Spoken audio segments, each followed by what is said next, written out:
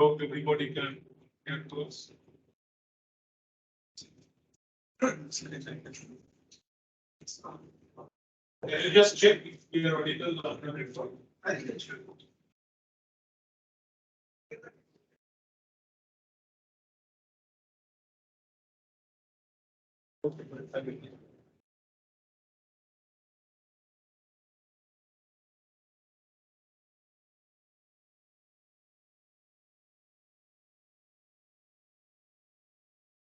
So,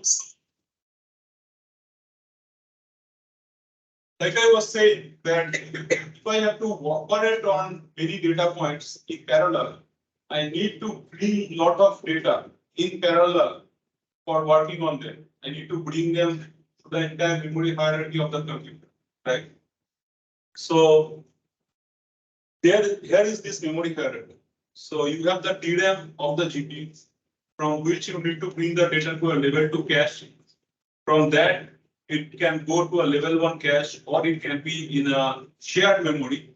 Now, what is a shared memory and why do I need shared memory? Sometimes many threads can work on shared data frames. Okay, that means maybe I am reading, all the threads want to read a constant value. Let's say all the threads want to read the value of 5. So it's a shared read, right? So I don't need to copy this value of 5 to the private memory of all the threads. I can keep it in a shared. Or let's say there is some amount of sequential execution. That means one thread will do something and another thread will do something else on it once the first thread has finished. Of course, why that facility should be there? Because although I gave you examples of completely parallel programs, in real life, we don't have programs where every operation will be parallel, right? So while GPUs need to support those vector instructions for operating in parallel on all the threads, but it has to be, it's a complete architecture design. So designers have to be realistic.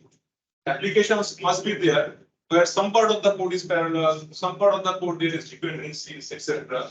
And both the programming model and the hardware needs to handle and support both of these things. So we'll see how that happens.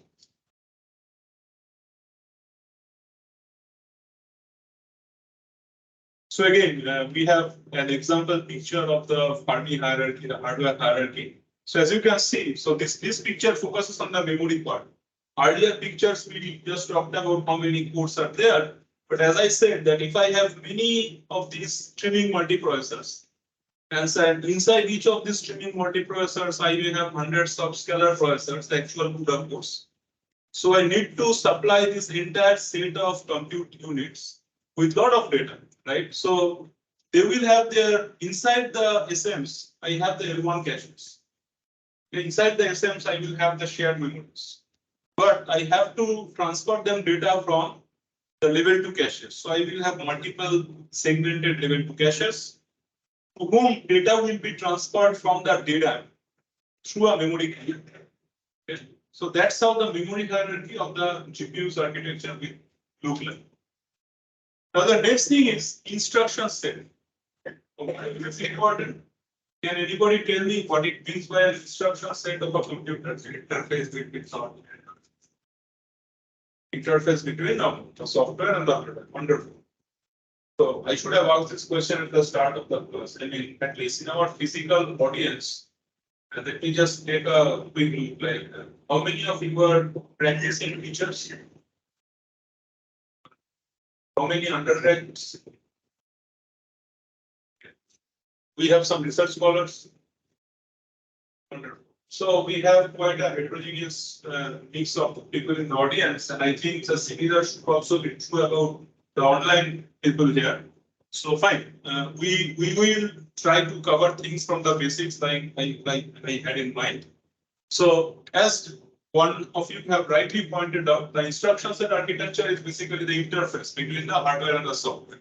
What it essentially means is you write a program in a high-level programming language. C, C++, Java, or whatever. The program is translated to a low-level sequence of instructions as defined by the computer architect. Okay, these are what we call as the assembly instructions. Okay, they are defined in the manual of the architectures. Because when I'm going to sell a processor to you, I may not give you a compiler, but I tell you that see, this processor understands these instructions. If you can give it instructions in this format, with this, of course, it will understand it will do the job. Then the compiler engineer will write a compiler, a software, which will translate some high-level language to that instructions. And then whatever is the high-level language for the compiler, that is the language which some programmer can actually use the computer. Right? So that's how this standard computing works, like we know. So Intel's popular line of CPUs, they are all based on x86 instruction set. So that's the Intel instruction set, right?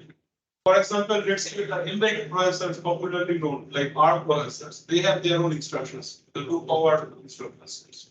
So every architecture has got its focus, whether to focus on power like a mobile processor, whether to focus on performance like Intel's desktop or laptop systems. Now, this being a different kind of hardware, GPUs, they need to have their own kind of instructions. Because you can understand, they have to be different from standard CPU instructions. Because of the requirements we talked about. The instructions need to be something that work on vectors, right? The instructions need to be something that they should be able to fetch data in parallel from the memory, right? So vector load, vector store, vector multiply, vector addition, all these kinds of things should be supported generally. So from those requirements, companies like NVIDIA came up with their own instruction set, like they call it PTX, parallel thread execution. Yes, you have a question. So, of course, this is what is the instruction set that they provide to the compiler writer, but at the lower level, it translates to more lower level instructions. Okay. Now, before going into the programming model, we'll just speak a bit about are the GPU cards that we attach to our computers, like desktops or servers, are they the only available GPUs in the world? Not really. Nowadays, GPUs are kind of omnipresent for almost any kind of computer environment. GPUs are used a lot in servers for training large-scale data science models or doing some large-scale CFD, right? GPUs are used in workstations and PCs for research work, development work, gaming, etc., etc. And they are also used in embedded devices like mobiles. So pretty much for all mobile phones that we have in this room, is highly likely they have an embedded GPU, which is doing the graphics computation for you. Okay. And not only that, NVIDIA has come up with many embedded computing environments, like Jetson computing environments, okay, which have a ARM CPU and a GPU. And these compute environments are used a lot in autonomous applications, like drones, autonomous vehicles, smart home systems. They use a lot of, because what they essentially provide you is basically a low power GPU in the Jetson package. So they provide you a low power GPU along with a low power CPU, and you can use that for application development. Why is this required? Because you see, nowadays, even the embedded devices, let's say somebody is building a drone, somebody is trying to forget autonomous vehicles, even modern vehicles, which are non-autonomous, things that we use, they have a lot of intelligent computation inside them. For example, 360-degree camera, for example, image-based braking. Okay, all these things are there in most cars, or they're going to be there very soon.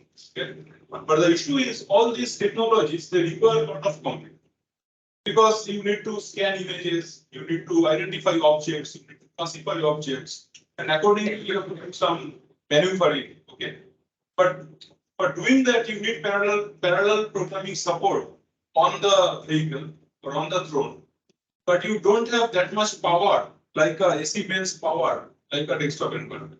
So you need low power GPUs with limited parallelism, but still that is available. Right?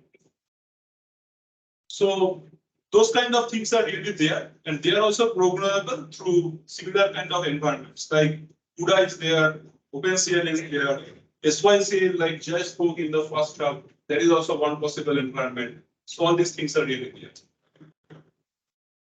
So this is like a diagram which highlights the mobile GPU architecture. What is interesting here is, unlike when I talked about desktop GPUs, I said that the desktop GPUs DRAM and DRAM space is different, physically different.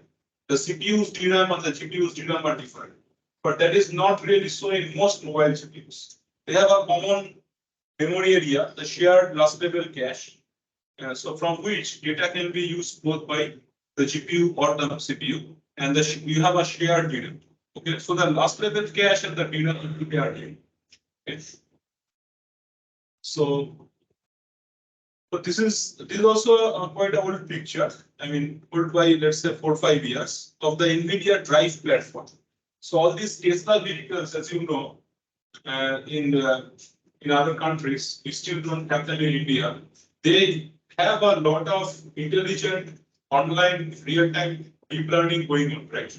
In the vehicles, where you can actually operate the vehicle in fully autonomously. But that is entirely done using a GPU platform, which is one of NVIDIA's platforms called the NVIDIA Drive platform. Okay. So this is basically the drive hardware. It connects to the vehicle's main bus through this kind of a port. Okay. Yes. Are these NVIDIA drives an application specific processor? It's basically, like I said, this is something which contains ARM CPU and NVIDIA's GPU, but the embedded versions. They are applications that they are only for driving. No, you can write any programming and work on them. Like it's not FPGAs all those things. It's not the GPU. It's a GPU where you can write any program and it should work. Now at a little lower end. Like I talked about these Jetson boards where you have a CPU and a GPU in an embedded environment. Those things are also there. Like you can, if you are interested, you can buy this kind of vehicle chassis. These are available in the online many websites that are there. And then you can actually attach this kind of Jetson board, and you can write programs on this Jetson board using which you can process the camera data. Employ a deep learning pipeline to access this data. The deep learning pipeline can work here on this board. And using that, you can identify obstacles, identify targets, and accordingly, you can send suitable commands to these wheels so that the vehicle maneuvers itself in a suitable space. Okay, so we have some such setups. So just for fun, we can have a look.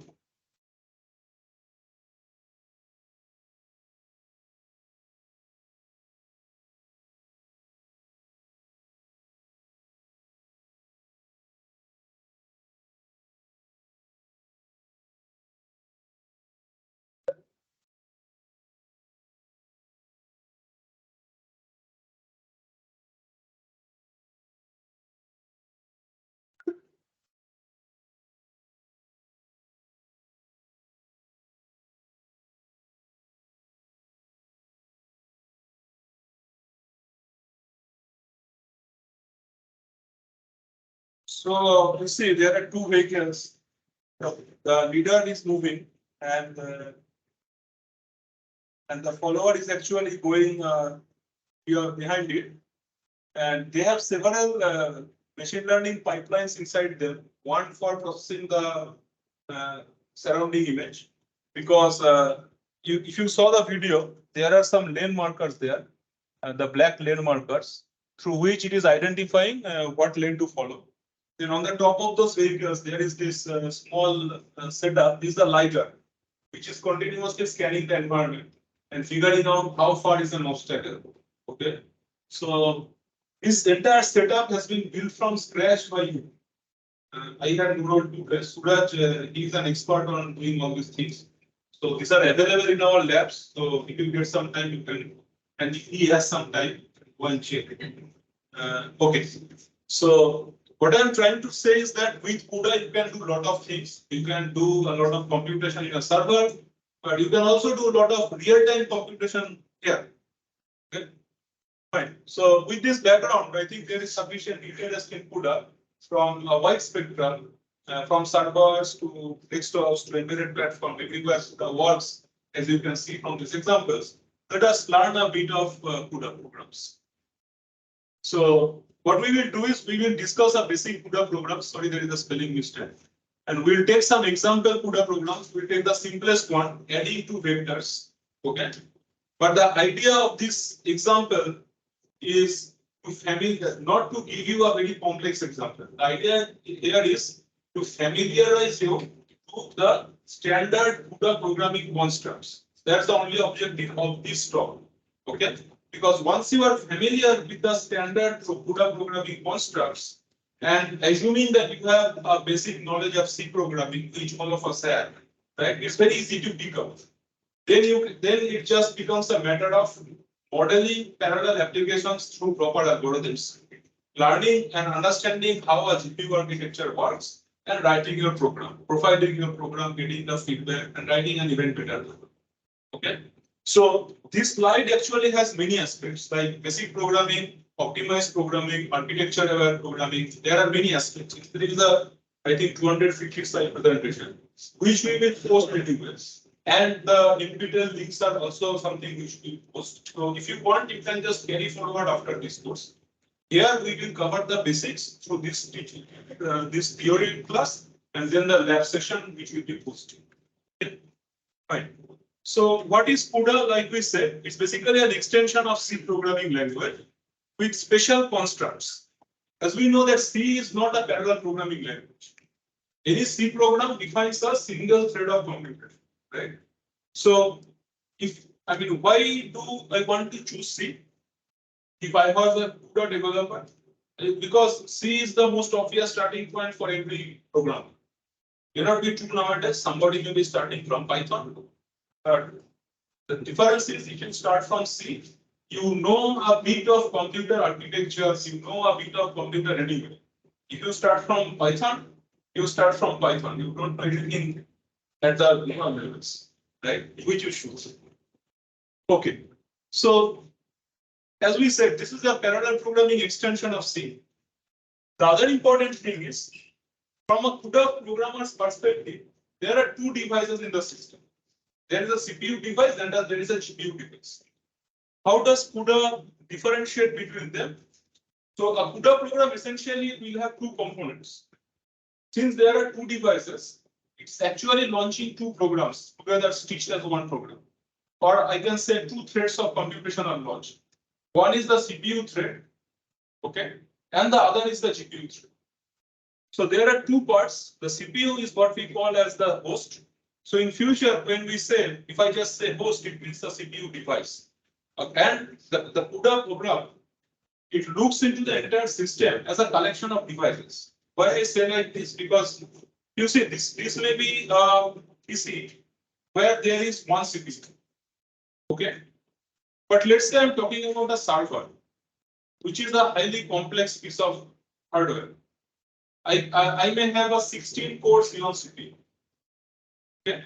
That means these are full-fledged compute units, cores, and each of the cores are again multi-threaded. Right? There are 16 cores, each of them are multi-threaded. And along with that, maybe I have no extension that in the entire setup, I have only one GPU card. There are well-known installations around where on the same motherboard you have one CPU card with a multi-core CPU, and there are, let's say, 4 GPU cards. So when I'm writing a program, my programming framework needs to understand that, right? So what CUDA does is CUDA by default does not assume that what is the platform. When the CUDA program runs, it kind of picks the platform and identifies how many devices are there. So there will be a set of GPU devices, there will be a set of CPU devices. One of the CPU devices will be, as per the CUDA program, it will be termed as a host device. Everything else is called by default CPU is the host, and every other thing is like a device on which it will do some parallel computing. Okay. We will start with the simplest example. We will assume a one CPU, one GPU system, so that the CPU is the host and the GPU is the device on which a parallel program is supposed to execute. Now the other important thing is, well, for compiling a program, I need a compiler. So for CUDA, NVIDIA provides a compiler called NVCC. Okay. So basically that's NVIDIA CUDA compiler. Now how does this work? So you write a CUDA program. Essentially a CUDA program is like a C program with some specific CUDA specific extensions. You compile it with NVIDIA, C compiler. It will generate code. But let's understand, we are talking about a one CPU, one GPU system, right? So it needs to generate code which will execute on the CPU and also on the GPU. So it will generate a host code and a device. Okay. The host code will again be compiled through a host C compiler.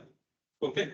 And the device code will be executed on the device by what we call as just-in-time compilation. Anybody has heard of JIT? Just-in-time.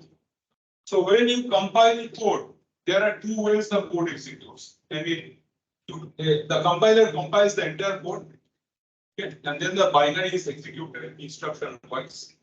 But if you think, finally I am executing one instruction at a time, right? So from this, I mean, modern runtime designers, they came up with smarter ideas. That way, I don't need to compile everything at the upfront, right? I will compile and run. I will compile just in time before I need to run. Okay. So something like that is done in the GPU's environment. We are not going into the details. That means essentially when I generate the device code, it is generated as a sequence of PTX assembly instructions, like we discussed. That NVIDIA has an instruction set called PTX instruction set. But at runtime, depending on how the GPU is working, how many resources are free, etc., etc., the PTX assembly is transferred to an even lower level. Okay. It is similar to interpreter. It's an interpreter for CUDA for GPU devices. Okay. Now, how does the entire flow work? The flow is like this: that initially at the host, there will be some serial code that will execute. Now let's understand. Let's think of a problem. I want to add two vectors who are significantly large size. Let's say a median size vector A and a median size vector C. I want to add them. Okay. So I will like to add them in parallel in the GPU. But like I said, I have a CPU device and a GPU device, and the GPU has got its own physical memory, right? So whatever compute I want to do in the GPU, it has to be done on data that is already in the GPU memory. But for that, the data has to be transferred from the CPU's memory to the GPU's memory. Only then the data is available to the GPU. The GPU does not have access to the CPU's memory. This is the most important thing we need to do. Okay. So initially, some code will execute on the host side, that is the CPU side, and it will transfer some data to the GPU. Okay. And then on the device side, that is the GPU side, I will execute a GPU kernel, a CUDA kernel. That's what we call it. And the CUDA kernel will do the addition in parallel, and it will have the solution stored in the GPU's DRAM. But again, I want to print that addition result. Okay. Now, I have to use printf, which is a C function. Okay. That has to execute on the CPU. That means the data needs to be available on the CPU side. So that means once the kernel has done the execution, the data again needs to be transferred from the GPU to the CPU. Okay. So that's why this is the standard flow of execution. First, host code executes, then the kernel executes. Once the GPU kernel has executed, then again some host code will execute, which will bring the data from the GPU memory to the CPU memory. And maybe after that, again I want to do something more. It's not that my life ends with just doing an addition, right? I may want to do something more in that application, right? So, well, I did something, then I printed something. Then again, I want to do something. So maybe I will do some more data transfer. Again, I will execute one or two kernels. So that's how typically it works. That there will be continuous communication of data between the GPUs and the CPUs DRAM. And in between at certain points of time, the GPU kernels will execute code in parallel. So this is a very standard example of a CPU only vector addition, something that everybody knows, right? if code has serial execution and parallel execution, right? We can do vector addition and there is a serial addition. No, I cannot do that. It's weird. I think if you see some examples that we talk about. So I think this is something everybody is familiar, the standard vector addition code. So all we are doing is, this is my vector addition function, okay, through which I am expecting that this function is applied with two arrays, which are stored in HA and HB, and I am adding them in a sequential loop inside the CPU. And this is the main function from where I malloc these arrays. Then maybe I store some data in them, and then I call the vacat function, right? This is the CUDA version of the code. This is what we will talk about in detail. Okay, before going any further, can we just check if there are any questions? Yes. Okay.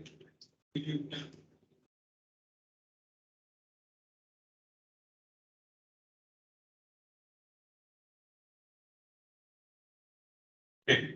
So anybody who is online wants to post a question, I think you can do that in the Q&A channel. They're just pausing in between. So if you want, you can write the query.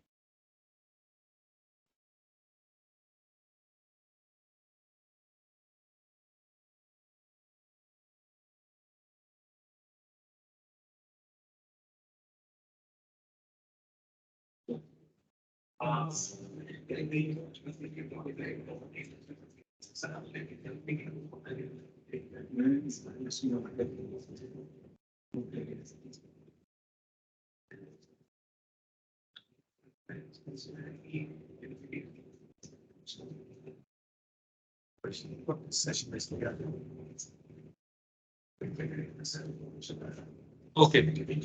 Okay, I think initially there were some raised hands, but now there are none. So we'll assume that those queries have got answered in the process. So we'll take questions from the physical classroom and then we'll go forward. So then, fine. Okay. Yes. There is CUDA exclusive only to NVIDIA or NVIDIA is exclusive to NVIDIA. So means we cannot run on our laptop if we don't have NVIDIA. NVIDIA kernel. You cannot run a CUDA kernel on your CPU. Like in our PCs, there is Intel USD. So we cannot run the CUDA code in systems. They are a very greedy company. So they want their hardware to sell. So they have made a very nice extension to C, so that everybody will love to use that extension because it's easy to learn. Like I will talk about this after 5 minutes, you will know a CUDA program, and you can just think how to write another program. You can easily type. Okay. So that's the business model. Extremely greedy company. So they want their thing to be very popular. So they have made a very closed environment. Like they have lot of email libraries and stuff, which are completely closed source, right? And they want you to be a dumb user of their software framework. So they will throw at you TensorFlow, this, that, PyTorch, etc., all in black box. Okay. So that you don't learn anything, you just learn to call their kernels and the implementation they will give you. And if you be an ML engineer, okay, or a data engineer, your job would be to just call some CUDA kernels which are there in their library, which they are developers in. Okay. So unless you are inside their ecosystem, then you will not know much about them.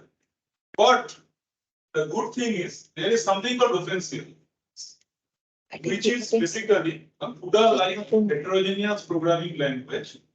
So I think you have learned some certain things about SYCL or SYCL as Joy was calling it, right?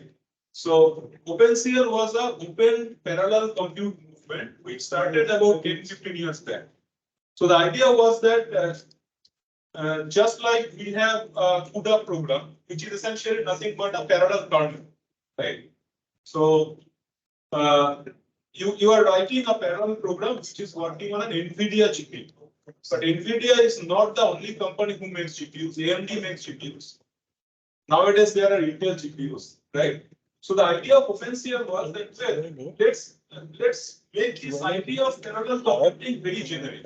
What is a parallel program? It's the execution of parallel threads with certain things, like I said, lockstep execution. Like unlike a CUDA program, if you consider an OpenMP program, you have parallel threads. I think you have already learned OpenMP, right? So you have parallel threads.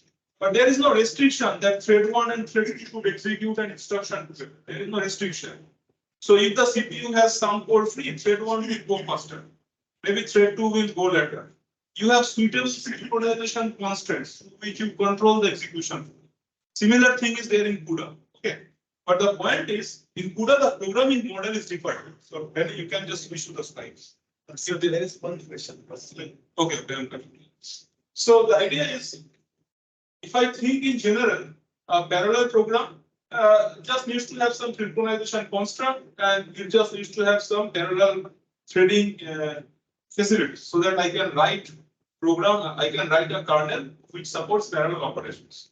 So if I take this concept generically, then I should be able to program any device which supports a common programming model. So with this idea, OpenCL came up. And they said that, see, I am giving you a C extension in parallel version called OpenCL. And any company vendor can write program in my language, and you can have your own compiler. I don't care. But you have to make the libraries also open source accepted. And in the OpenCL consortium, which was known as the Chronos consortium, there are a lot of companies, including NVIDIA. The point is, NVIDIA or GPUs also support OpenCL programs. In our labs, we write a lot of OpenCL programs, compilers, which work on NVIDIA software, NVIDIA hardware, and also on AMD hardware, and also on Xilinx FPGAs. Yes, OpenCL programs can run on FPGAs also. So basically, this idea of OpenCL was adopted by Intel to make their DPC++ framework. I am not promoting any of these frameworks. I am just telling you the good and bad thing about it. The good thing about NVIDIA, now coming to the good thing, they have a closed framework. That is the bad part for a developer, because you don't get to see how they implement something. But their point is that, well, you see, I have a hardware. I will give you some knowledge about my hardware. I will not tell you how exactly the hardware is implemented in parallel. And I will give you my version of the libraries. And I will guarantee you that these versions are very much optimized. So if you are just a user who wants a fast deep learning pipeline, for you, the CUDA and the NVIDIA GPU is a good choice, because a CUDA code and an OpenCL code, the CUDA code will execute very efficiently in the NVIDIA GPU, because they are custom made for each other. So from a user perspective, there are two good things. One is you get better efficiency on NVIDIA hardware, and the language is much easier. If you compare a CUDA program and an OpenCL program, you will never use OpenCL again, you will only use it. It looks very complex. You cannot sum of it. Okay. But a CUDA program is damn easy to type. So we can just see. So this is a CPU only example. Okay, before going further, there was one question. Let us answer that. Yeah.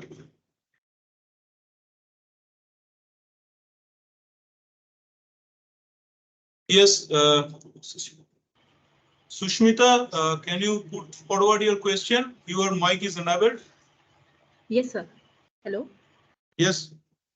Yeah, so my question is, if I have a GPU and if the memory of the GPU is 8 GB and then there is a shared memory also of 8 GB, can you tell me what does this mean? How is the memory divided? Because if I was told that the GPU is 16 GB, but then it is divided into 8 GB fixed memory and 8 GB shared memory. So what does this mean? Okay, I think I got your question. So I'm just switching to the slide to show you an example. Okay. Okay. Okay.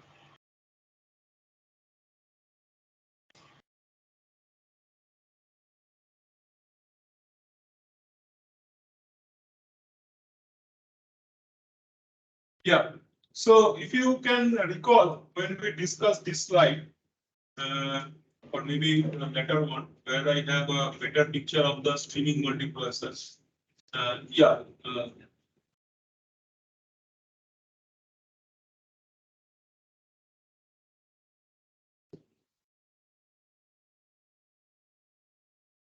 So okay, so let us say I have purchased a GPU and it's the specification says 16 GB GPU.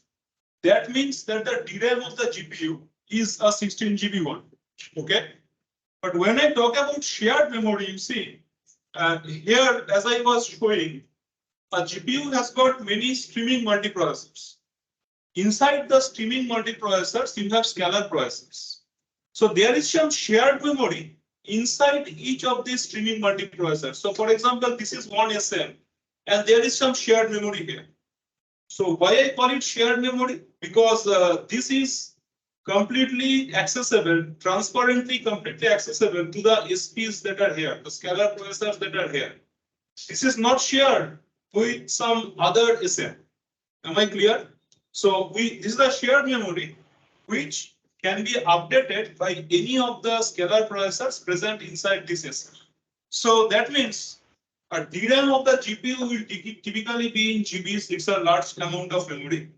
But the shared memory that you have is basically a smaller amount of memory. And a shared memory is private to each of the streaming multiprocessors. So let's say in your GPU you have 4 streaming multiprocessors. Each of them will have a shared memory inside them, which is accessible to let's say inside your each SM you have 128 SP. I'm just putting some numbers. That means let's say there is 4 KB of shared memory inside each SM. So this 4 KB is transparently visible to all the 128 SPs that are inside one SM. It is arranged in that. My point is the SMs, the shared memory is going to be smaller than the DRAM size, which is typically much larger. The DRAM is outside the GPU chip, so accessing the DRAM is slow. The shared memory is inside the GPU chip, so accessing it is faster. Does it answer your question? Yes, sir. So one last thing. So if I'm writing a program and if it is accessing the GPU memory, then does it also access the shared memory, or will it only access the DRAM? Yeah, so if you are writing a very simple program, you won't be using the shared memory. You will be using, so in the GPU programming model, the DRAM is called the global memory because the DRAM is, like I said, it is common to the entire GPU. Any SP in any of the SMs can access from the DRAM. The DRAM is the global memory. It is outside the GPU. You can anyone can access them. But like I said, the shared memory is inside here. So if I really want to do some specific computation on some shared data, then I will like to bring it from here to here. So that's a bit more advanced concept. You will use it depending on the application. Okay. Okay, okay. Fine. Let's move forward.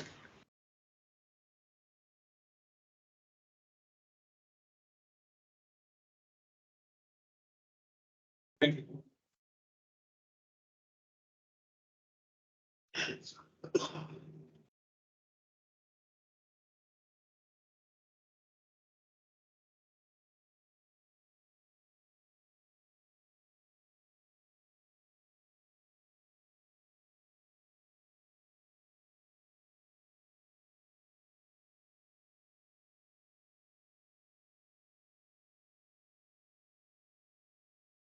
So let's look at how the vector addition code will work in terms of the program. Okay. So when you write a CUDA program, you need to include some header files which define the standard functions. So just like your C program has standard IO.h, etc., apart from them, you will need to include this CUDA.h and CUDA runtime.h. So once you do that, then your compilation environment knows that these are the functions that you are going to use in your code. Okay. So this is your first CUDA kernel, vector add. Okay. There is a type I associate with the kernel. We call it global. Okay. So if I write this keyword, that means I'm saying that well, this would be a function that I will. So you see, this is just a declaration. Okay, this is just a declaration I am giving here. This is not the function definition. That means I am trying to tell the compiler that inside the program somewhere, something like this will be defined, something like this will be defined, and it is of type global. What that means, we'll see. Okay, so just mark there is a new keyword we are introducing called global. Okay, this is the definition of the CUDA kernel. Okay, we'll come to this. But before that, let's see what happens on the CPU side. Because if you remember, when we talked about any CUDA program's execution, initially there was some host code that was executing. Then there was some kernel that was executing. Right? So you see, there is a lot of code that I have. That means we need to talk about many things before we go to the kernel, right? So let's start from here. So this is the program that we first. So we are looking at this vcat function, okay, of type void vcat. Okay, so this is basically equivalent to the CPU vcat function. Okay, so we are just trying to replace this C program of CPU side vcat function with a corresponding CUDA function. But for doing that, our program should have two parts: the host code and the kernel code. Okay, so first let us see the vcat code for the host side, something that will work on the CPU side, and then something that will happen on the GPU side. Okay, so let's see what are we doing on the CPU side. So we are assuming that this function, when it is called, it is supplied with some arrays, the input array and the output array. That means these arrays A and B, they contain the input data, which I want to add. And when this code executes, the host program completes. I expect that the addition result is available in this H_C array. Okay. So the first thing I am doing is I'm defining certain pointers. Okay, setting them to null, and then I want to check if my CUDA environment is there, properly set on null. Okay. So what I will do is I will define some error variables. I mean, the error underscore t is a type, and I will define a variable of that type. And initially, I will set it to what we call as CUDA success. So these are all CUDA keywords. Okay. I mean, I have all these flags, all the possible flags that are required in a suitable CUDA program. I have defined them in this example. But remember, just for doing addition of two numbers, you don't need to write a CUDA program with all these flags. These are just for learning purposes, that what are the different flags that are there, how they can be useful, etc. etc. Okay. The next thing is, if you remember, I said that the GPU has access only to its GPU's data, right? But right now the data is sitting on the CPU's data in those two arrays, HA and HB, right? So that means I have started my execution of the host program. Let's say I'm executing vcat right now. So the first thing that this needs to do is it needs to define two arrays on the GPU's data, and then it needs to transfer the data from the CPU's data to the GPU's data. Unless and until I do this, there is no point in starting a GPU kernel, right? So that's what we will do. Very simple. So just we know malloc in C. We'll use this function CUDA malloc. Okay, it's basically, so you don't really need to know anything. You just type in CUDA malloc. The NVIDIA's runtime system of the greedy company will take care of everything. It will define and do everything from inside the GPU's DRAM. Okay. So what it will do is it will, if you write this statement, it will define another array of the size you want. Okay, and return you a pointer. Okay. So basically, your definition has got this pointer name DA, right? So it will contain. So basically, this is a pointer to a pointer. It will contain a pointer to the base address of a GPU array, GPU side DRAM. Okay. And it has been allocated memory as much as you want, which is being specified in that variable size. Okay. While trying to do that allocation, now think this is the malloc call, right? But as you know that you may want memory from a system, but memory may or may not be available. Of course, that problem you are not likely to face every day. But suppose you have written a big program, the program is already using many locations in the array, sorry, in the data. So I suddenly I want 1024 KB of continuous memory space. That may not be available. Let's see an example. So if I make a malloc call with a big array request size, it may or may not give what, right? So as a good programmer, I will like to have a corresponding exception being caught, right? So I will write it like this. And this is again, you see, this error is not any variable. I have defined it as a variable with a specific type. So CUDA has got its own definition of different kinds of error messages, right? So you can define error variable in CUDA environment of a type like CUDA error type. You can initialize it with a known keyword. So CUDA knows this thing, CUDA success what it means. And if there is an error, it will return a corresponding value, which will be something different than CUDA success. There can be different error messages depending on the type of failure. I don't care about them. I only want to know whether it is CUDA success or not. Right? So my next statement is an if statement where I just compare the error with CUDA success.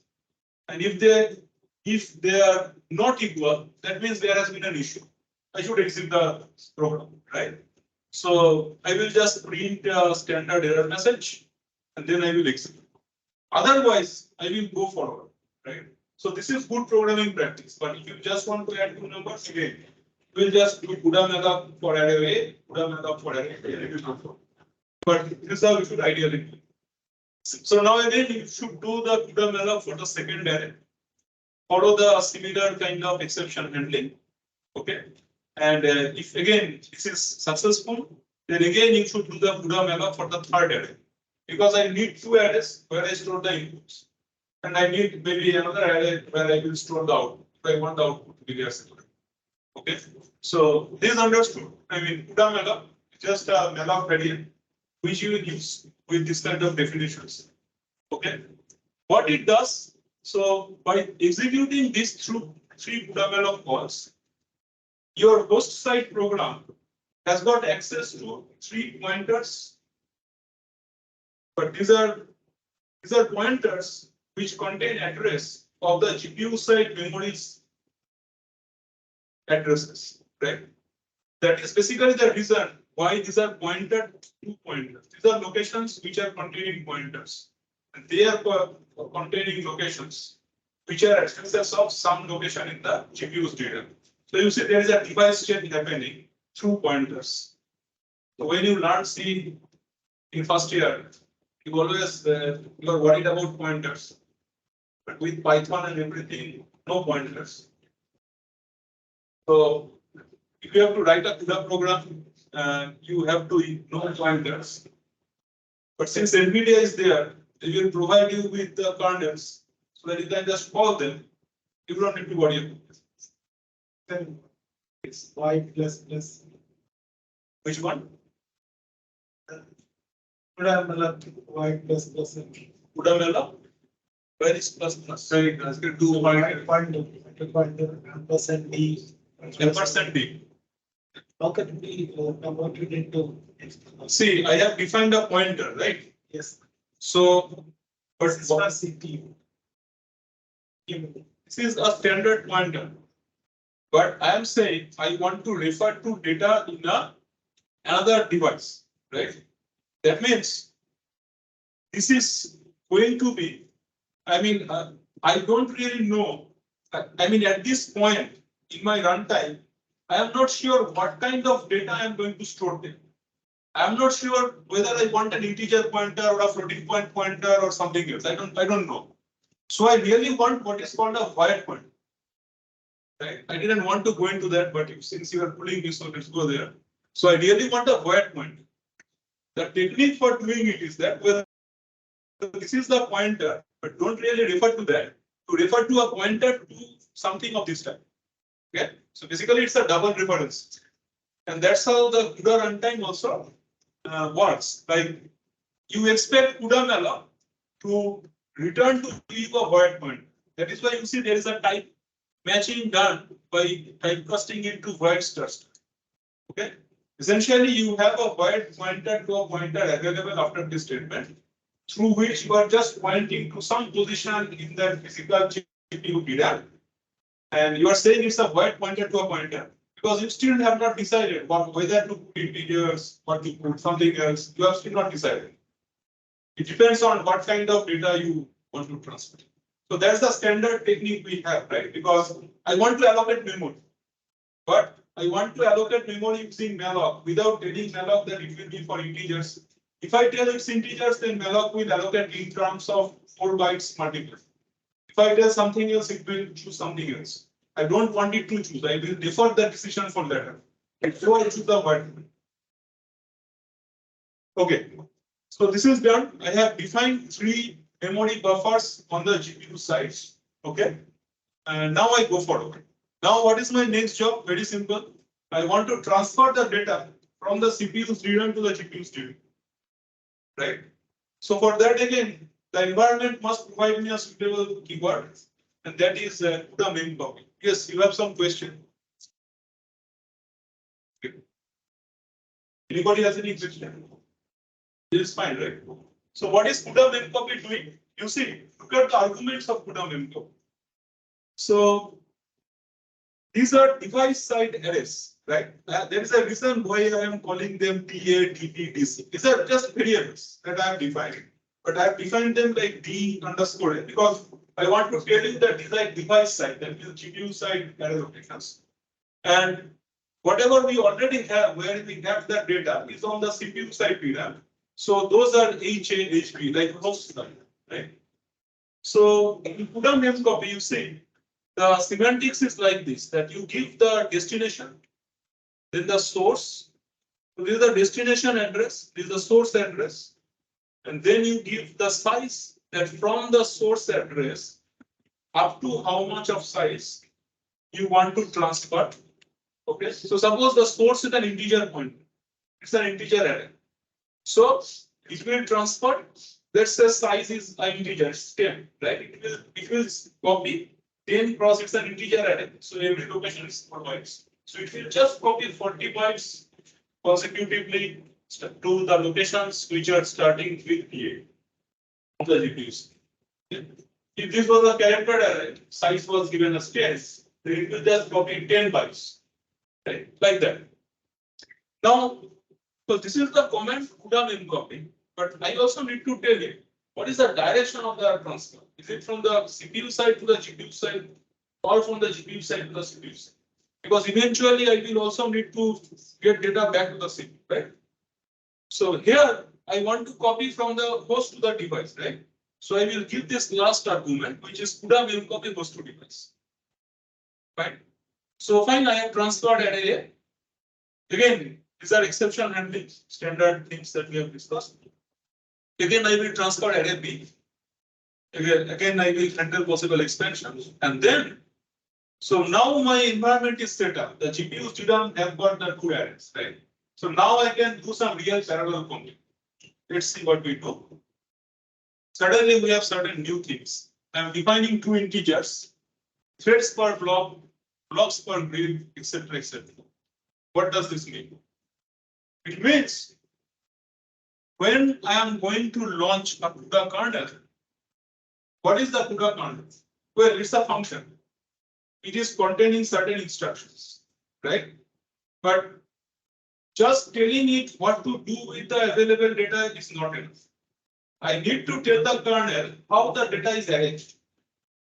Okay. So CUDA defines a hierarchical way of doing that. Because I'm writing a parallel program, that means I'm working on multiple data points at a time.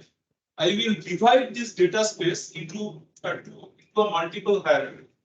So I will divide this data space into what we call as blocks. Okay. So let's say I have 2 to the power 10 size data. Let's say. And let's say I divide this 2 to the power 10 size data into 10 blocks. That means each block is containing 2 to the power 9 data points. That means I am going to launch 2 to the power 9 threads inside each block, and the threads will do some computation on that. Okay. So that's why before running the CUDA kernel, I have to define how my data I'm going to partition. Okay. So now let us look at this call. This is the call to the kernel. Okay. This is how you call a CUDA kernel. CUDA kernel name followed by triple redirections, followed by two arguments separated by a comma, then again triple redirections of the opposite side, and then whatever parameters are to be passed. It's like a function call with parameters. Okay. So now what does these two things mean? These two things tell the kernel that it is going to operate on how many data points. Total number of data points on which this kernel is going to operate is basically this integer multiplied by this integer. Okay. And I am not giving the multiplied value, but rather I am giving a pair, because I am also telling the CUDA kernel that your data space is partitioned in the hierarchy like this. That means your block size is this, and inside in this block you have got these many threads. I am telling it in this way. Okay. So that is why, suppose in total I have got a significant number of threads. Okay. So let's say threads per block is 256. So each block will have 256 threads, and the entire data space, how many blocks will be there? The overall data space size divided by the threads per block, right? But that may or may not be integer, it may be fraction, right? Depending on the data space size. So this data space has got a terminology. It's called grid. Okay, I call the full data space as grid, and I define thread blocks. The size of the grid divided by the number of blocks is basically threads per block. Okay. So basically, I will define the other way around. I will define the threads per block, and I will naturally have the number of blocks that I have will become the total size of the grid divided by the threads per block. And I write it like this to make this an integer. That's it. Okay. So going ahead, this is how I make the call to the vector at kernel. So this is the point from where the execution will switch to the GPU. Once this kernel call is made, the execution will switch to the GPU. I think you will have still questions in mind on what this really means. Wait a bit, we'll explain through more pictures very soon. Okay. So right now, once I make this call, I am instructing the CUDA runtime environment that where now you go to the GPU side, because you must now launch whatever is the name given here, some kernel with this name, you must now launch on the GPU side. And that kernel is going to have this kind of arguments. That means the function body, the kernel body must be using DA, DB, DC. And these are locations which are right now defined. DA and DB are the locations where I have the input data. And DC is again an array on the GPU data where I expect to produce the output data. Okay. So now the runtime is looking for a part of this program where vector array is really defined. So at this point, it will switch to here. Now it will come here. Okay. So here, this is the code that will execute on the GPU. Okay. Now, what will happen is on the GPU, many threads will be launched. How many threads will be launched? The number of threads that are launched again is equal to this number multiplied by this number. Okay. So the total number of threads is equal to this multiplied by this. The threads are divided into blocks. The number of blocks is given by this integer, blocks per grid. And inside each block, I have threads of total number 256. So it reads like this. Block 0. Block 0 is containing threads from ID 0 to 55. Block 1 is containing threads for ID 0 to 55. Like that. Okay. So now each CUDA thread that I have launched will try to execute these lines of the program in lockstep, unlike OpenMP. Okay. So every CUDA thread will try to execute this line together, again this line together, then this line together. Okay. Now what is this line doing? You see, I have said that the grid is divided into blocks and the block is divided into threads, right? So right now, consider that I am one CUDA thread. So what I have certain system variables already known to me. I know what is my thread ID, I know what is my block ID. So let's say I am a thread, I belong to block number 5, and my thread ID is 10. Okay. So for the time being, forget these .x notations. Okay. So I have a thread ID, I know my block dimension, and I have a block ID. So using these three things, block ID is multiplied by block dimension. Block dimension is basically the number of threads in the block, right? So this is also a standard system variable. The moment I have made that call of the kernel, I have defined the block dimension there, right? That basically threads per block, that is block dimension. And I have set the number of blocks. So I have told the number of blocks and I have told the number of threads per block. The moment I have done that, this variable has automatically got defined. So at this point, I know what is the value of block dimension. For every thread, it has got its own thread ID. For every thread, it has got its own block ID. You can, when imagine using this, the thread will compute its own private global thread ID, right? Let's say in total there are 1024 data points. Okay. And I am dividing it, like I said, into 10 blocks. So I have blocks with ID 0, 1, 2, 3 up to 9.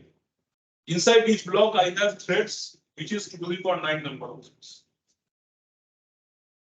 No, sorry. I should let's not divide it into 10 blocks. It is in binary. So to the power 10, let's divide it into to the power 5 blocks, 32 blocks. And each block has got 32 threads. Let's say it's like that. Okay.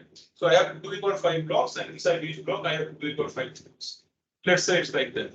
So for every thread, I will have a unique combination of block ID comma thread ID.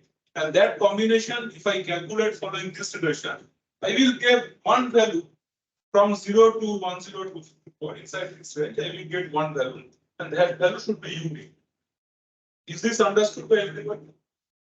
What I am saying? So basically, suppose I am adding two arrays of size 1024. Using this calculation in this line, every thread is getting a unique thread ID value starting from 0 up to 1024. Total 1024 threads. 0th blocks, 0th threads will have ID 0. 0th first blocks, 0th thread will have ID.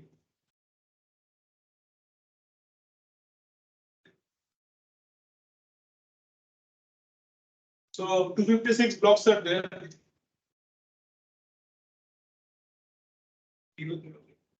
So first block has consumed 256 threads, right? So second block is block 1.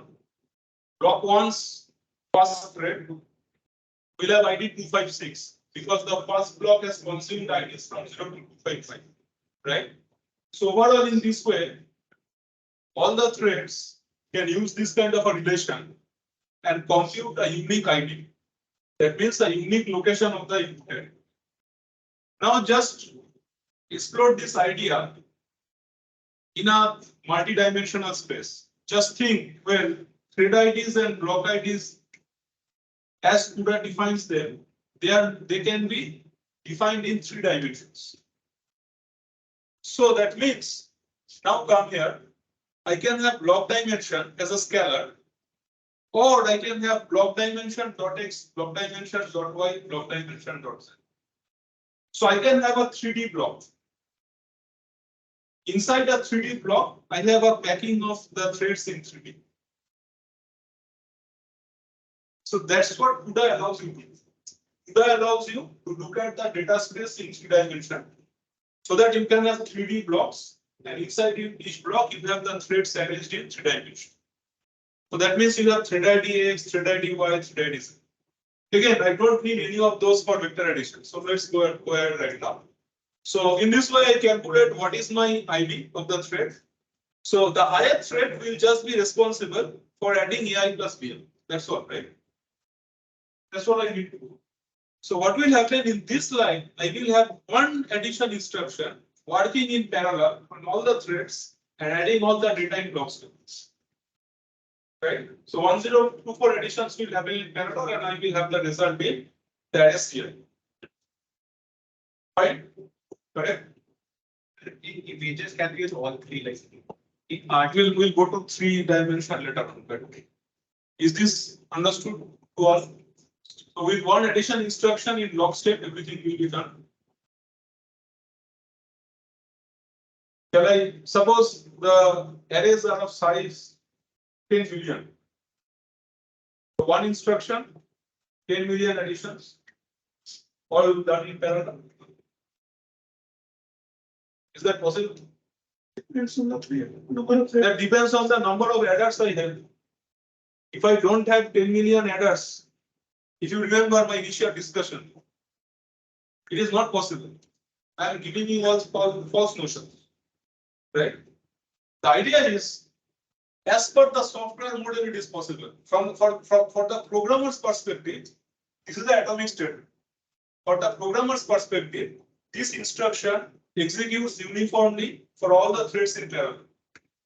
In the real hardware, it doesn't happen. In the real hardware, I'm not going into extreme level details of GPU scheduling. It is there later on. But let's understand by common sense.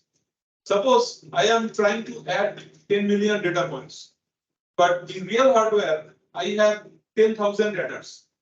That means at most the GPU will add 10,000 of these operations in parallel, but it will schedule the others in batches and it will get them done. But the point is, from the software side, unless all the additions are done for all of them, the program is not moving forward. Okay, that's also not entirely true because the GPU will actually break this thing into elements called wards. Okay, so what it will do is, see, right now let's say there are 10 million threads that are active on the GPU. Out of them, the GPU can execute 10,000 of them in reality, because there are 10,000 errors or 10,000 values. What the GPU really does is, these 10,000 active threads, you have this concept called active threads. We have introducing it. These are active, the rest are dormant. So the GPU has got an online accounting system through which it decides which threads are active, which threads are dormant. It takes these active threads, it divides them into batches. Okay, each batch will have 32 threads and it calls it as a ward.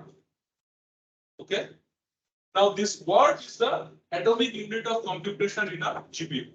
So it will have 32 threads with a ward ID, and that ward will be atomic. That means, let's say out of these threads with ID 0 and up to thread ID 31 is part of ward 0 in the GPU. That means the GPU will ensure that a 32 vector size instruction executes, and it executes all these threads in lockstep. So the threads will do the addition. Suppose there are more operations after this. So for these 32 threads who are inside the single ward, it will execute this operation, then another operation, then another operation, etc. That's how in reality the GPU will work. Again, coming back here, so for us as the software programmer, I will look at it like an atomic operation. Once this is done, it is done for all threads. So this kernel is done. The kernel of execution will return back to here. Right? So unless there is an error, again I will skip this thing. So right now, after this kernel execution is done, the result is in the array DC. Okay. So fine, right? Once this is done, I will use again CUDA mem copy. But you see, now the direction is opposite. CUDA mem copy device to host. So I am copying the data from DC to HC on the host side array, and I will do some printing of that array. Okay. So that's how it works. How do I compile the program? So you can write the entire code in one file, or you can have the host side code written in a file host.cu. And the kernel you can define in a kernel.cu. You can compile them together and you can see the output. So this function is nothing but it is just doing a CPU side addition and checking that the CPU side addition and the GPU side addition do not differ much. Ideally, they should not differ at all. right? But for very high precision, it may differ. So that's how it is. Okay. So this is the simplest GPU program we wanted to take out. And we'll cover something now more on this thread and block thing, because I have just given you an idea. And I have said that it can be generalized into multiple dimensions. But that part we have intentionally kept basic. We wanted to go through the vector array, we are done. So let us understand this arrangement of data in grid and block in a bit more detail.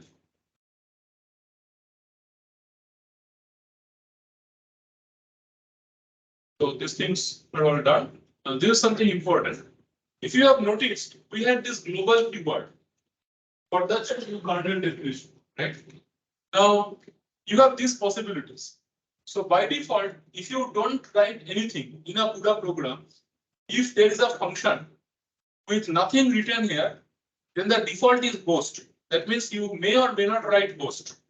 If you don't write anything, that means the system will think it's a host function. That means it's a function which executes on the CPU, the host CPU, and it can be called from the host CPU only. If you write global, it means that it is a function which is a kernel function for the GPU device, and it can be called from the CPU. Okay, that's a global kernel. If you write device here, that means it is specific to some GPU device only, and it can only be called from a GPU kernel only. So you see, these options should be there, right? Because I have two devices. From the normal thing is anywhere there inside from one C function, I can call another C function. So I have that facility. From one C function in the CPU, I should be able to call a kernel on the GPU. From one kernel in the GPU, I should be able to call another kernel in the GPU. So based on these three possibilities, these three things exist. Okay. Simplest is right now we'll just continue with global functions. That means kernels which I can call, and then I take from the GPU, CPU side, and the kernel executes on the GPU.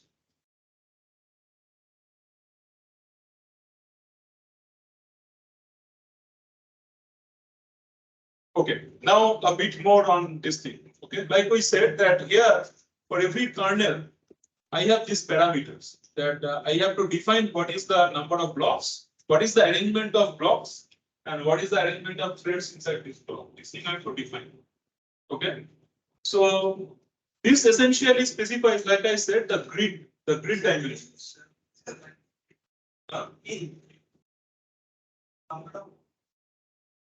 N is the array size that I wanted to add. Array size. Yeah. So here it means that I am dividing the entire input size, input data space, into blocks, and the threads per block is 256. So that would mean the number of blocks should be n by 256, and ceiling of that. Ceil is ceiling function, right? Ceil is the standard C function, which will give me the rounded up non-fractional value. These things have to be integers, they cannot be fractions. Yes. So, as I said, I need to specify the number of blocks and number of threads per block. Now, there is one constant. The number of threads inside a block cannot be more than 102. Number of threads inside a block, that means the second value cannot be more than 102. Now, the other thing I said, just like that, well, blocks and threads can be defined in a single dimension, or they can be defined in multi-dimension up to 3 dimensions. Okay, that's an important. Now, coming to this constraint about threads per block, why is block size limited to 102? So if you remember that initial picture, we said that a GPU has streaming multiprocessors, and streaming multiprocessors inside them, they have scalar processors, shared memory, etc. So when the GPU starts running a kernel, the kernel from this definition, the GPU knows that, well, there are this many blocks I have to execute. Now inside the GPU, there are SMs, the streaming multiprocessors. So what the GPU does is the GPU puts each of the SMs in charge of executing some of the blocks. So the GPU at the high level will dispatch block 0 to SM1, block 1 to SM2, block 3 to SM4 like that. So blocks go to SMs. Inside the SM, you have many SPs for the scalar process. So the SPs take care of looking inside the block, taking the threads and executing. Okay. Now you see, if I am going to execute many scalar, many threads inside one SM, I am limited by the dimension of the SM, how many registers I have inside the SM, because I have to store the data, right? Every thread, like in the vector array, every thread ID requires to add 2 data points. How is it going to do it in the GPU? It will bring those data points from the global memory, because the data is in the DRAM of the GPU, right? But the addition is happening in the inside the SMs, inside actually the SPs. The SPs or the scalar processors are actually containing the ALUs where the addition is happening. So if you think, I mean, by default everything is very nice, but if you think in terms of the GPU, it has not a powerful. It has to bring the data. I'm just writing AI plus BI equal to CI, but internally the GPU is doing a lot of things. It is the data is in the global memory. It will copy it in the cache. It will copy in the register. So inside, so that means for each thread, which is part of some block, the thread is mapped to some SM, inside the SM to some SP, and that SP will copy AI and BI to some local registers, and the ALU will work on the data and add the register values, store the data in some output register. That data now will be getting returned back to the CI location in the global memory. The entire thing will happen for all the threads in all the SMs containing multiple SPs. So that means there is a finite number of threads that each SM can support, because each SM, let's say an SM has 128 SPs, and 128 SPs have got access to a fixed size of register file where there are certain number of registers. So that limits what can be the threads per flow. So CUDA in general defines that well you should restrict to 1024, but with modern CUDA variants they support a 1048 also. But in general, when you write a program, you want to run it on any GPU, the recent one or an old one. So it's better you stick with 1024. What you know that well, this is the GPU where I want to run, is a modern one, and what is the thread per block limit for that. You actually know and accordingly write the code. That actually is also available inside the CUDA runtime environment. So typically, when you are an advanced programmer, your programming will be very much parameterized. That means when your program runs, it will actually inquire to the CUDA runtime system and identify what are the number of SMs available, what is the memory size available. You can store all those things as in variables, and then accordingly choose threads per block, number of threads, etc. using those variables inside your code. What I'm trying to say is these kernel parameters need not be hard coded. You can keep them parameterized. While running your program, you can query the CUDA runtime. You tell me this GPU what is there, and accordingly you can initialize it. So that what will happen then the same program you can run in many target systems and get good efficiency. Okay. So let's see how this block indexing works in multiple dimensions. Okay. So for Scala processor, typically how much error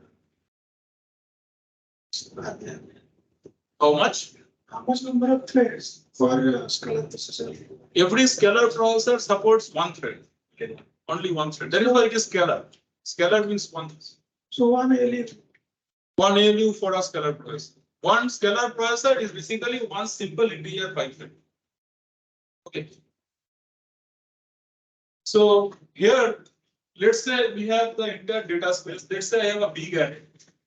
Now this array is getting partitioned into multiple blocks, like we were describing earlier. This is just a picture showing the same thing. Now each block has ID 0, 1, 2. So if I just look at this block, right? So all the threads which are executing this, all the threads which are in block 0, when they execute this line, they are getting the variable blockIDX.x equal to 0. All the threads here who are executing this line, they are getting blockIDX.x equal to 1. Like that it is happening, like we discussed, right? So in that way, when I compute I here, I will be 0, I will be 1, like that, right? In that way, the I value will be unique for all the threads.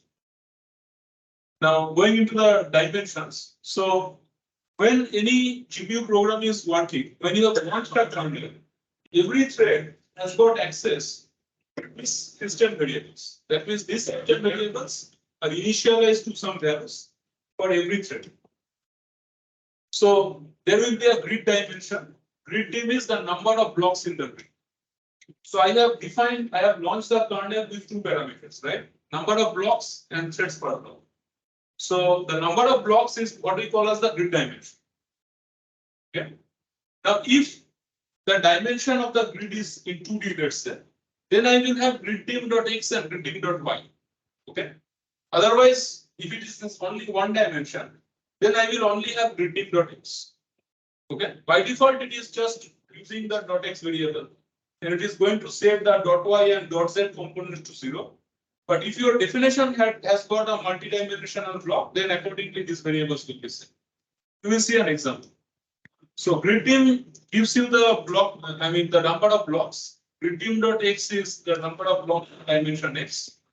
Similarly, block dim is going to give you the number of threads per block, or block dim.x is number of threads per block in dimension x. Okay, and inside any block, for any block, I mean, if I have to know the block ID, I will have to access this variable block idx.x, or inside a block for a particular thread, it will have a thread ID. So which is this thread idx.x. Okay, we have seen them earlier. We are just formally defining those variables. Now for multidimensional blocks. So like we are saying that in general, the grid is considered a 3D array of blocks. And inside that, every block has a 3D array of threads. I mean, what it means is that you can go up to 3 dimensions. That doesn't mean that you have always have to use it. You can use just single dimension or one dimension like that. Okay. So, but suppose I want to specify in multiple dimensions. How do I do? Suppose I want to define as arrangement of 2D blocks. Okay, that means I am not saying block at block 0, block 1, block 2. Rather, I am saying block 0, 0, block 0, 1, block 1, 0. I want to give them IDs in X direction and Y direction. I want to do that. So then that means that here I should not just write integers when I make the kernel call, right? So there is this data type called dim3, which is used to define a triplet of numbers. So I can define a 3-dimensional block, and I can define a 3-dimensional thread, and then I can use X and Y here in the formula. What does this mean? Suppose here I am just defining a number of blocks as n by 256 in one dimension. It is fine. The rest of the dimensions are 1.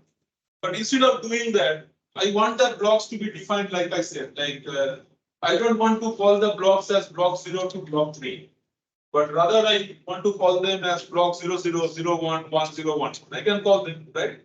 If I am thinking of that calling convention, then I will not write here 4, 1, 1, but rather I will write 2, 2, 1. Am I clear? If instead of, suppose I write here 4, 1, 1, that means I am defining that I am going to have a data space with 4 blocks. The blocks are all in the X dimension, Y and Z dimensions do not have anything.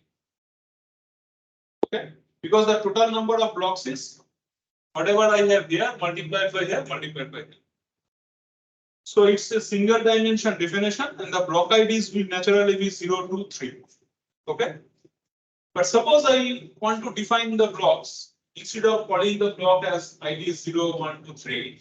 I want to call the blocks, I want to refer to them as 0, 0, 0, 1, 1, 0, 1, 1. I want to refer like that. That means I am looking for 2-dimensional blocks. Right? In each dimension, I am considering the value 0 and 1. 0 up to 1. That means in each dimension, I am going up to 2. Right? So I will have 2, 2, 1. Similarly, suppose I want 8 blocks.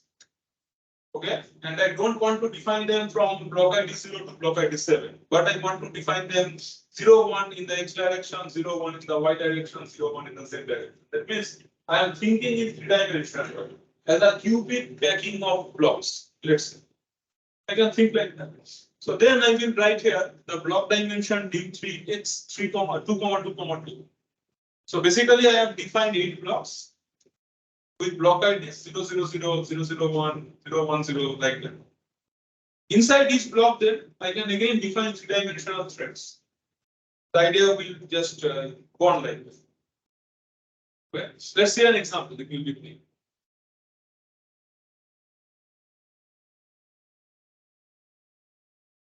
So, like we said, that inside a block, the number of threads is limited by 1024.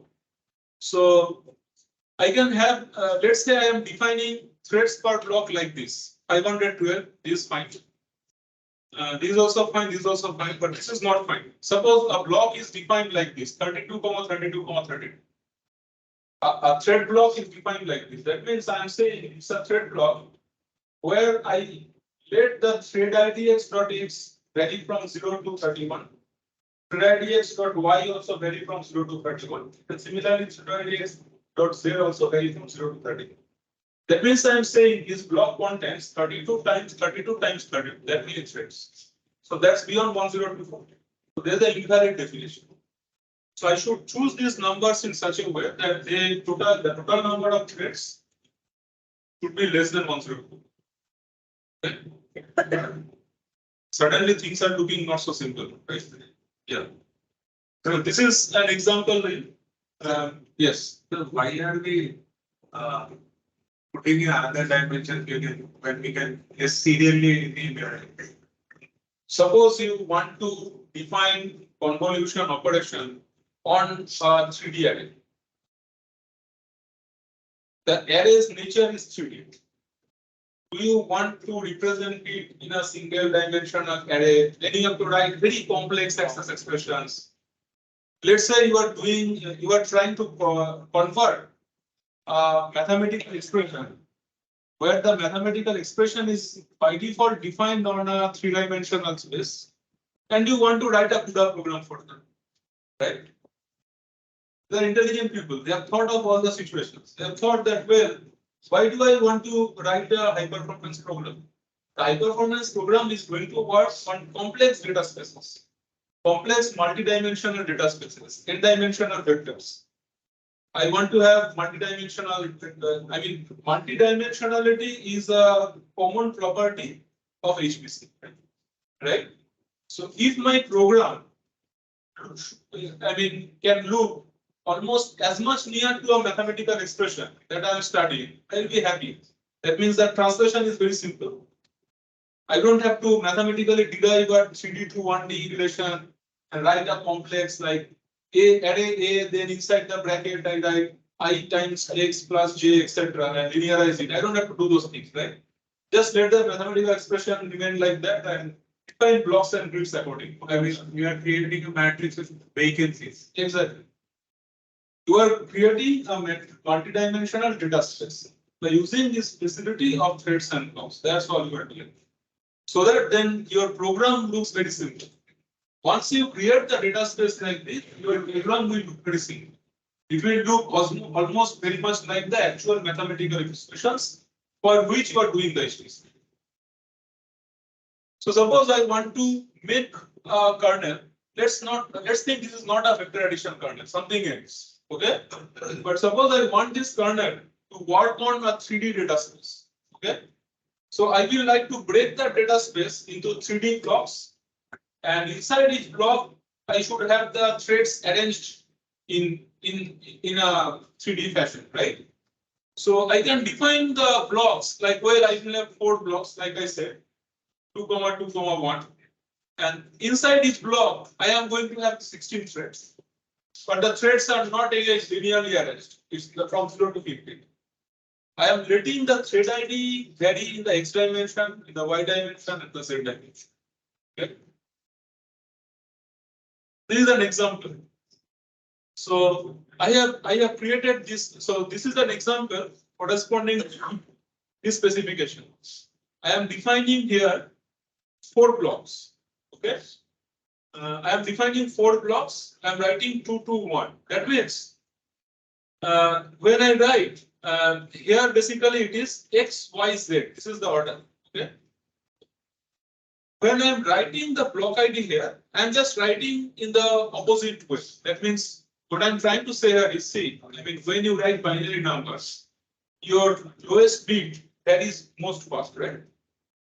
So I'm just following that convention here. So X is defined here. So X is going to vary the fastest.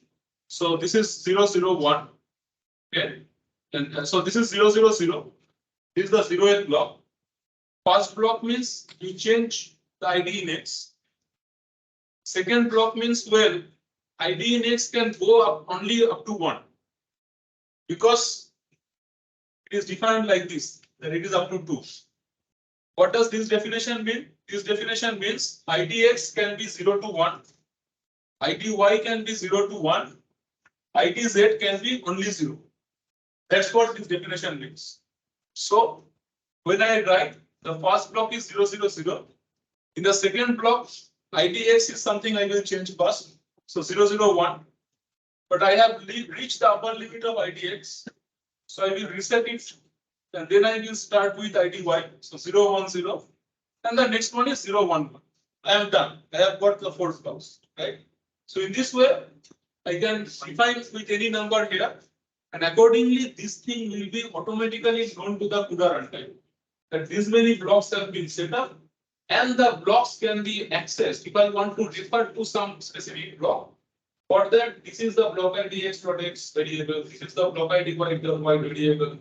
Block ID x.z variable. So all then, the moment I just define it, CUDA runtime knows how to refer to a specific function. And CUDA runtime also knows how to refer to some specific thread inside that specific function. Okay?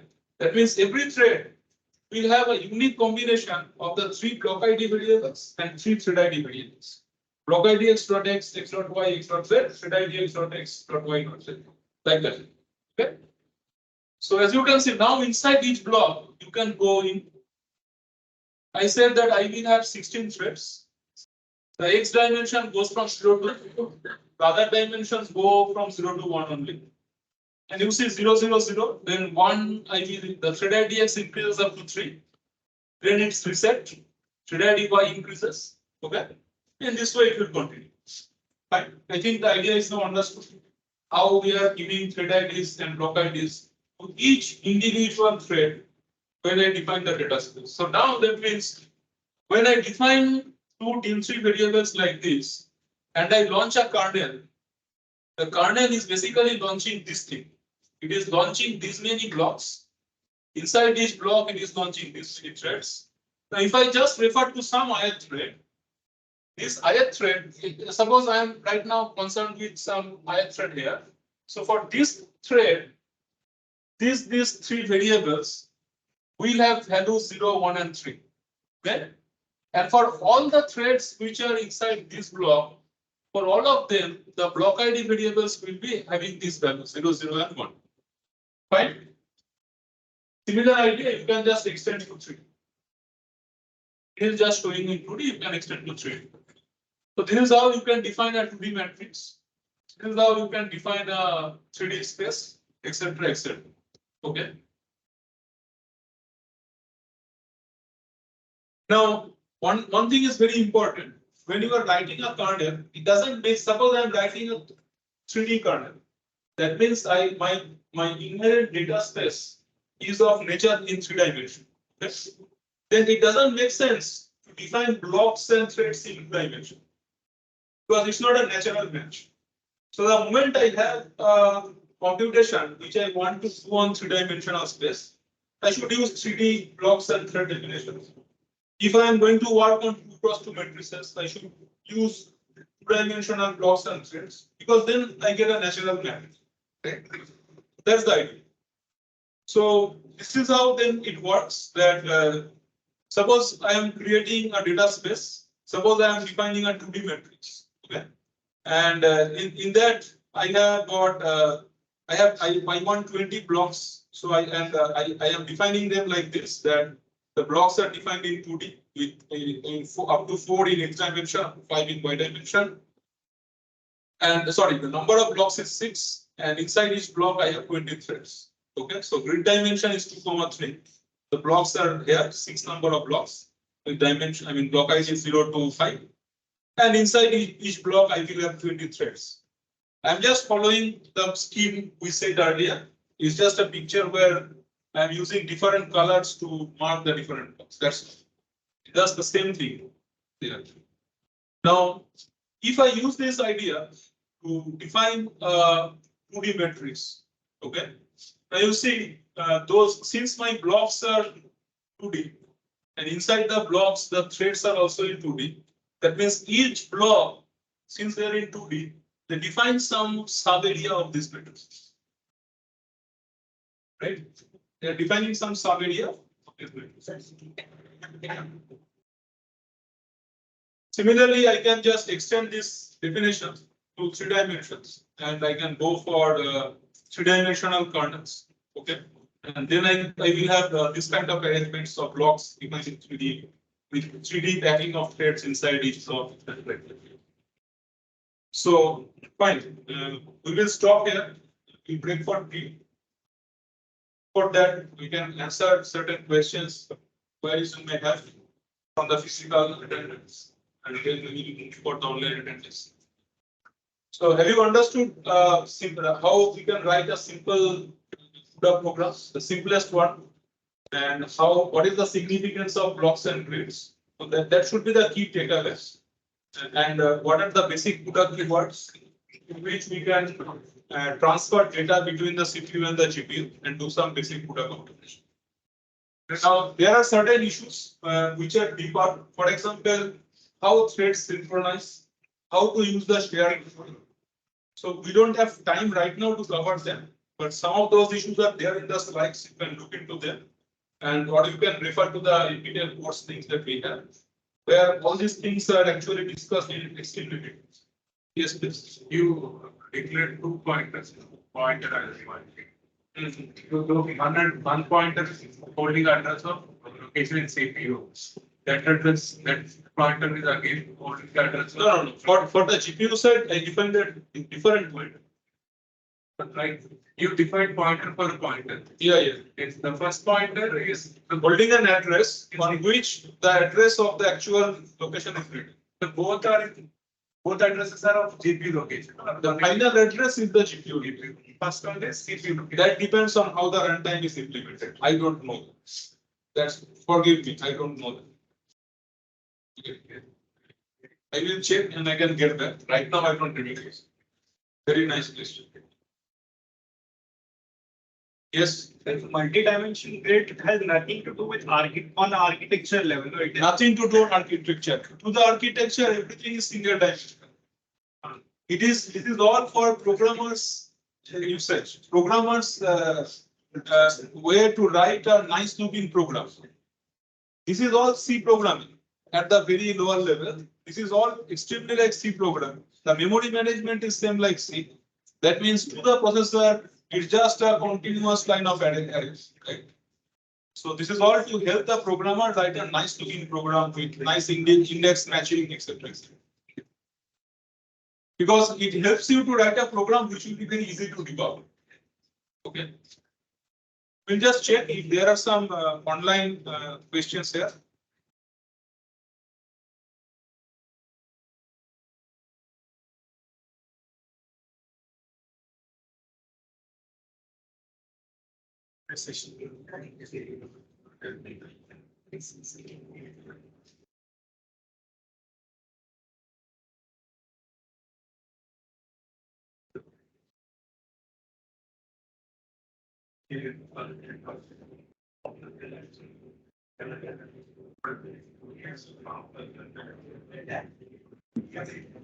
Okay, so we don't see any query here online. So fine, then we are suspending the session right now. So we'll take a short break. After that, there will be a lab session. So for how long do you want to take the break? 20 minutes. So shall we resume here at 4:30? Right? So we'll resume the session at 4:30. The earlier we resume, the earlier we finish for the day. So we'll resume here at 4:30, where Srijita and Danny, they will conduct a lab session. So they will show you how to write some basic CUDA programs, how to set up the environment. You can actually use their directions to write the first CUDA program if you have not written it earlier in a full collab environment, and that will be powerful.